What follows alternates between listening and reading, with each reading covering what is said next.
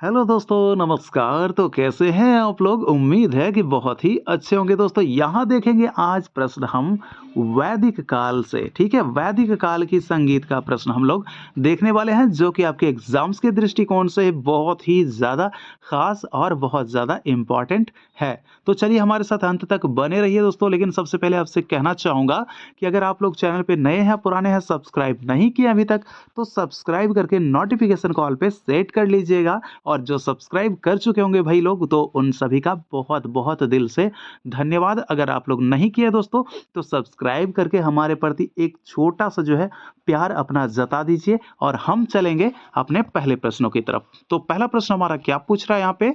इनमें से कौन वैदिक काल का नृत्य है? क्या रज्जु, पुष्प या अरुण? देखिए यहाँ जो सही जवाब हो जाएगा, ये क्या हो जाएगा दोस्तों? यहाँ जवाब होगा उपयुक्त में से एक से अधिक, क्योंकि ये रज्जु, पुष्प और अरुण ये क्या है? वैदिक काल के नृत्य हैं। तो वैदिक काल में ये क्या है? ये तीनों नृत्य कहाँ के हैं? तो वैदिक काल के हैं। यहाँ जवाब हुआ हमारा ऑप्शन नंबर डी। आगे देखेंगे, अगला प्रश्न है दूसरा नंबर। भारतीय संगीत की उत्पत्ति इनमें से किस वेद से मानी जाती है? क्या अथर्ववेद है, सामवेद है या ऋग्वेद है? इसका जो जवाब हो जाएगा वो क्या हो जाएगा दोस्तों? इसका जवाब हो जाएगा ऑप्शन नंबर बी, सामवेद। और सामवेद को क्या संगीत का जनक कहा जाता है। संगीत का जनक, ठीक है? जनक वेद माना जाता है सामवेद को ही, ठीक है? आगे देखेंगे, अगला प्रश्न हमारा क्या पूछ रहा है? तीसरा नंबर। वैदिक काल में सा म प को किस वैदिक स्वर के अंतर्गत रखा जाता था? क्या उदात्त, अनुदात्त या स्वरित? इसका जो सही जवाब हो जाएगा ये क्या हो जाएगा? ये आपके हो जाएंगे ऑप्शन नंबर सी। ये जो आपके सा म प जो है, चार श्रुति वाले, इनको कहाँ रखा जाता था? इनको स्वरित के अंतर्गत रखा जाता था वैदिक काल में, ठीक है? आगे देखिए, अगला प्रश्न हमारा चौथा नंबर का प्रश्न है कि पंचम संहिता के रचयिता कौन माने जाते हैं? क्या नारद, ब्रह्मा या भरत? इसका जो सही जवाब हो जाएगा पंचम संहिता, जो कि आपके नारद जी माने जाएंगे। इसलिए जवाब हो जाएगा हमारा ऑप्शन नंबर ए, पंचम संहिता के रचयिता नारद माने जाते हैं। आगे देखेंगे, पांचवा नंबर प्रश्न हमारा क्या है कि गंधर्व वेद किसका उपवेद माना जाता है? क्या ऋग्वेद का, यजुर्वेद का या सामवेद का? उपयुक्त में से एक से अधिक या उनमें से कोई नहीं? इसका जवाब क्या होगा दोस्त? इसका जो जवाब हो जाएगा ऋग, ये आपका गंधर्व वेद जो है उपवेद माना जाता है। किसका? तो ऋग्वेद का उपवेद माना जाता है, ठीक है? सॉरी, माफ कीजिएगा मुझे जरा सा, ये आपका सामवेद का उपवेद माना जाता है, ठीक है? ऑप्शन नंबर सी इसका सही जवाब हो जाएगा, सामवेद का। और सामवेद जो है, संगीत की उत्पत्ति इसी से हुई है, आपको अभी मैंने बताया ही ऊपर। चलिए आगे देखेंगे, अगला प्रश्न है छठा नंबर का। दुदुम्भी किस काल का अवनद वाद्य है? दुदुम्भी दोस्तों देखिए, दुदुम्भी हो गया, करकरी हो गया, गरगर हो गया, ये सब क्या है? ये सब कौन से काल का अवनद वाद्य है? तो ये सब अगर बात कर लेंगे तो क्या प्राचीन काल, वैदिक काल या मध्यकाल? इसका जो सही जवाब हो जाएगा दोस्तों ऑप्शन नंबर बी हो जाएगा। वैदिक काल के ये सब जो है आपके क्या है? अवनद वाद्य हैं, ठीक है? आगे देखिए, अगला प्रश्न हमारा क्या पूछ रहा है? सातवां नंबर कि वैदिक काल में संगीत को क्या कहा जाता था? क्या तुर्य, शिल्प या गंधर्व?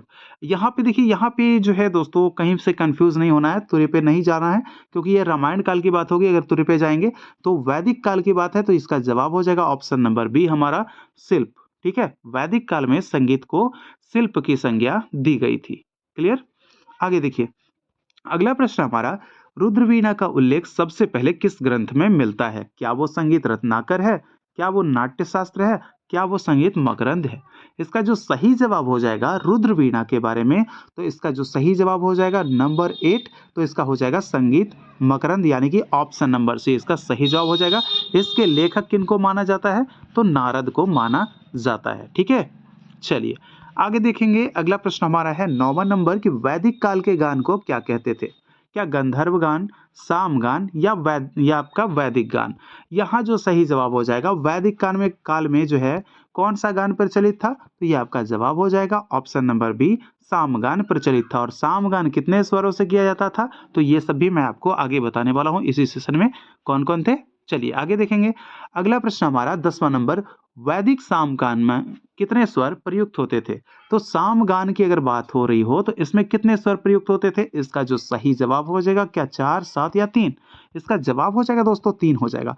ये कौन कौन से हैं? ये आपके एक तो हो गए उदात्त, ठीक है? एक तो आपका हो गया अनुदात्त, ठीक है? और तीसरा क्या हो गया? एक हो जाता है आपका स्वरित। तो ये जो 3 स्वर थे वैदिक सामगान में प्रयोग होते थे, उदात्त, अनुदात्त और स्वरित। ठीक है, तो जवाब हो गया 3। आगे देखेंगे, अगला प्रश्न हमारा 11 नंबर का प्रश्न है कि वैदिक सामगान के कितने भाग थे? तो भागों की बात पूछ रहा है दोस्तों, क्या वो 4 थे, 7 थे या 3 थे? इसका सही जवाब हो जाएगा, इसका भी आपका 3 हो जाएगा, ऑप्शन नंबर सी, क्योंकि ये इसके भी वैदिक सामगान जो थे इसके भी 3 भाग थे। कौन-कौन से? एक तो था आपका प्रस्ताव, दूसरा क्या था? प्रतिहार, ठीक है? प्रतिहार, तीसरा क्या था? आपका उद्गीत। आप लोग जानते हैं, ये सब जो है मैंने भी करवाया है, पहले भी करवाया है आप लोगों के लिए। तो ये आपका भाग है, पहला प्रस्ताव, उसके बाद प्रतिहार और तीसरा उद्गीत। तो ये वैदिक सामगान के 3 भाग हुआ करते थे। आगे देखेंगे, अगला प्रश्न है कि सबसे प्राचीनतम सुशीर वाद्य किसे माना जाता है? क्या वो नाद स्वरम है?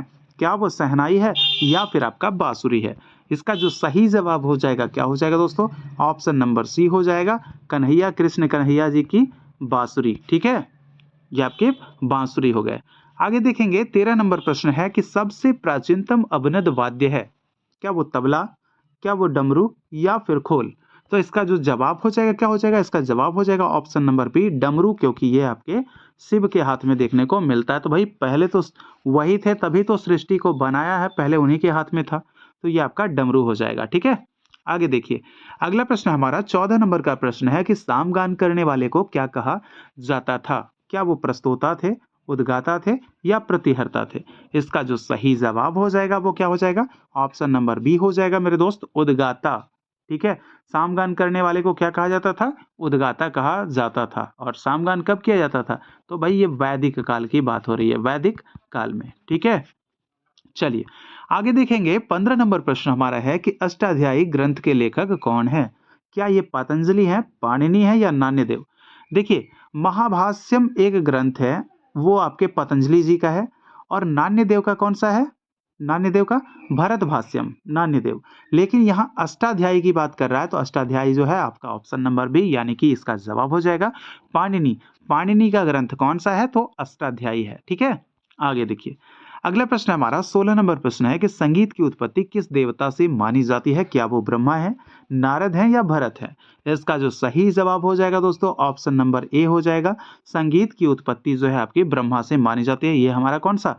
ये धार्मिक मत के अनुसार है। ठीक है, ये कौन सा मत है? ये धार्मिक मत के अनुसार बताया गया है कि संगीत की उत्पत्ति जो है किससे मानी जाती है? ब्रह्मा से मानी जाती है। आगे देखेंगे, 17 नंबर प्रश्न हमारा कि वैदिक उदात्त स्वर के अंतर्गत किस स्वर को रखा जाता है? क्या वो नीग, सामप या रेध? देखिए, मैंने ऊपर आपको एक बता दिया है कि ये जो आपका है किस में आता है?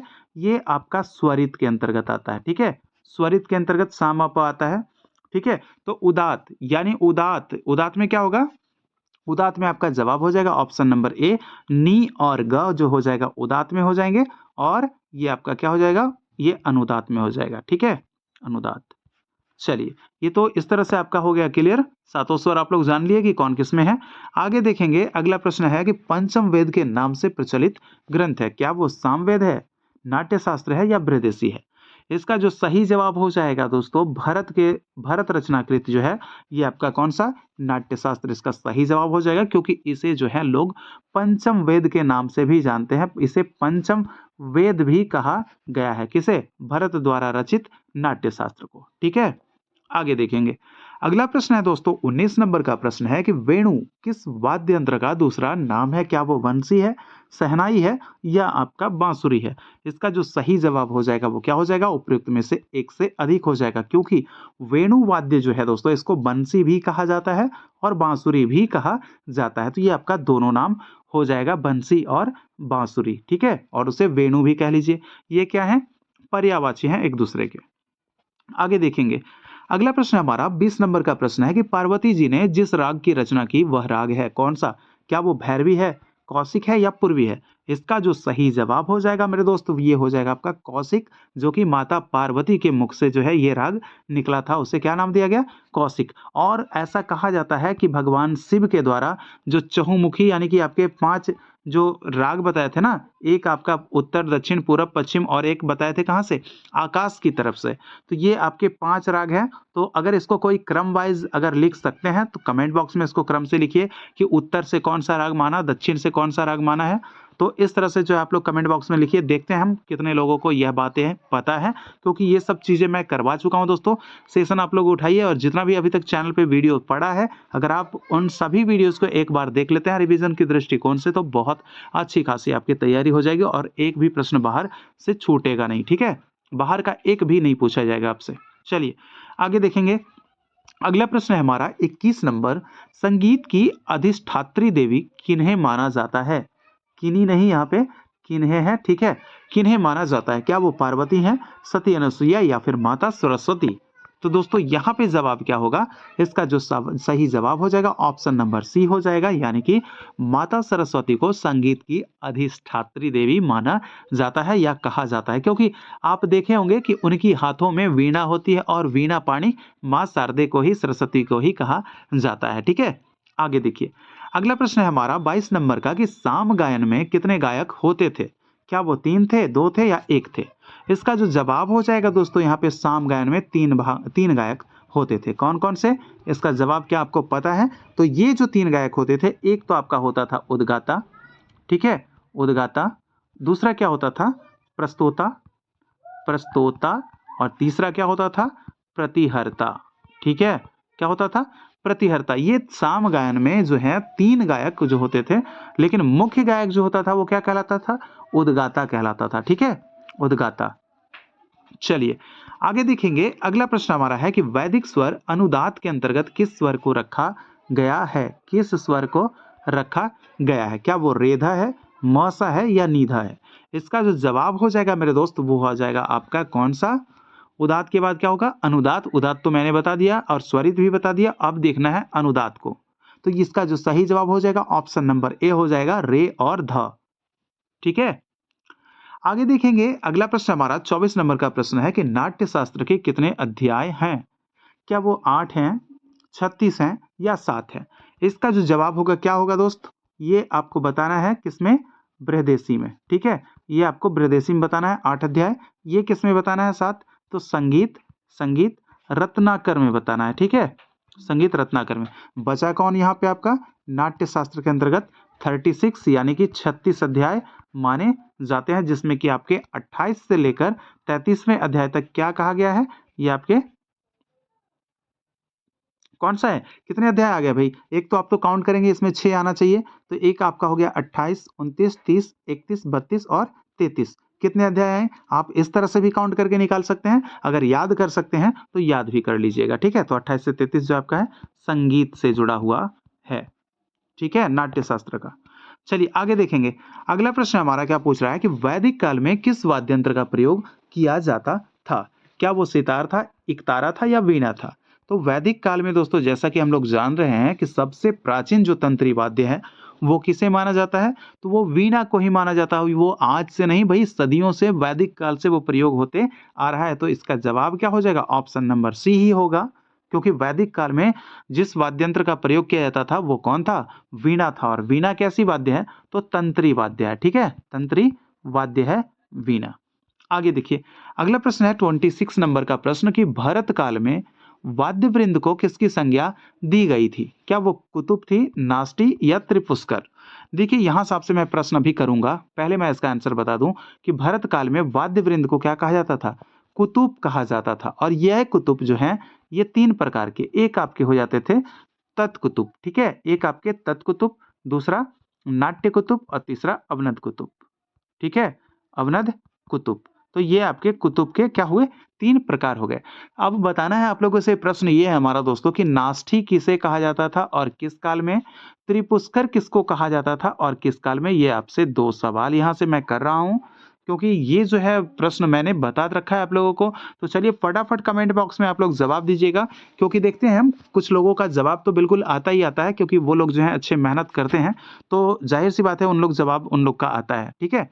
क्योंकि मैं तो कमेंट दोस्तों आप सभी लोगों का देखता हूं, सभी लोगों का पढ़ता हूं, तो इसलिए आप लोग जो है कमेंट कीजिए और देखना चाहूंगा क्या उन्हीं विद्यार्थियों का आंसर आ रहा है या फिर कोई अलग भी विद्यार्थियों का आंसर आया है, ठीक है?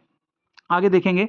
अगला प्रश्न हमारा 27 नंबर का प्रश्न है कि सामवेद के मुख्य कितने भाग थे? देखिए सामवेद मैं बताऊं तो ये क्या होगा? क्या 2 होगा, 3 होगा या 1 होगा?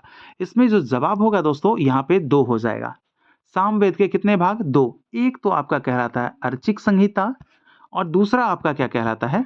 गान संहिता। ठीक है, अर्चिक संहिता और गान संहिता, ये तो आपके सामवेद के मुख्य कितने भाग हो गए? 2 भाग हो गए। आगे देखेंगे, अगला प्रश्न है हमारा 28 नंबर का कि सबसे पहले स्वर शब्द का उल्लेख किस ग्रंथ में मिलता है?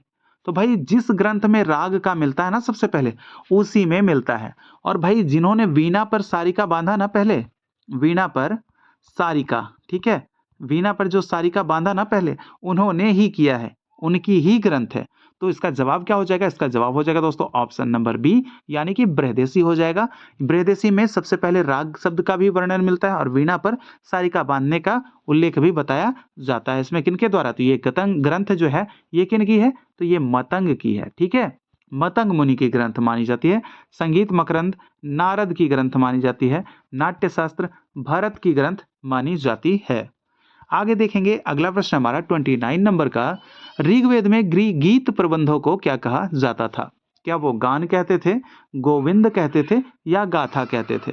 तो ऋग्वेद में गीत के लिए जो है भाई कौन सा जो है प्रबंध को क्या कहते थे, कौन सा शब्द यूज करते थे? इसका सही जवाब हो जाएगा ऑप्शन नंबर सी दोस्तों, गाथा कहा जाता था, गाथा। और ऋग्वेद में अगर मैं यहीं पे आपको बता दूं कि प्रबंध है, ये प्रबंध के लिए गाथा, लेकिन गीत अगर पूछेगा गीत, तो यहां आपको क्या बताना है? गीत के लिए गीर शब्द का उपयोग करते थे, गीर शब्द का प्रयोग करते थे। ठीक है, तो ये तो आपको पता ही होगा ना। चलिए आगे देखेंगे, अगला प्रश्न हमारा 30 नंबर प्रश्न है, जो कि इस सेशन का जो है अंतिम प्रश्न है। हम लोग देखेंगे यहाँ पे कि रामायण में कुल कितने कांड का वर्णन है? क्या 10 है, 7 है या 8 है? इसका क्या सही जवाब होगा मेरे दोस्त? इसका जो सही जवाब होगा, देखिए दोस्तों, अभी मैंने जितना आपको मैंने करवाया है प्रश्न, उन सबों में कितना आज आपको कैसा प्रश्न लगा है, ये मुझे जरूर कमेंट करके आप लोग बता दीजिएगा। ठीक है, तो इसका क्या जवाब होगा? तो इसमें रामायण में जो कुल कांडों का जो वर्णन किया गया है मेरे दोस्त, यहाँ पे आपके 7 कांड का वर्णन किया गया है।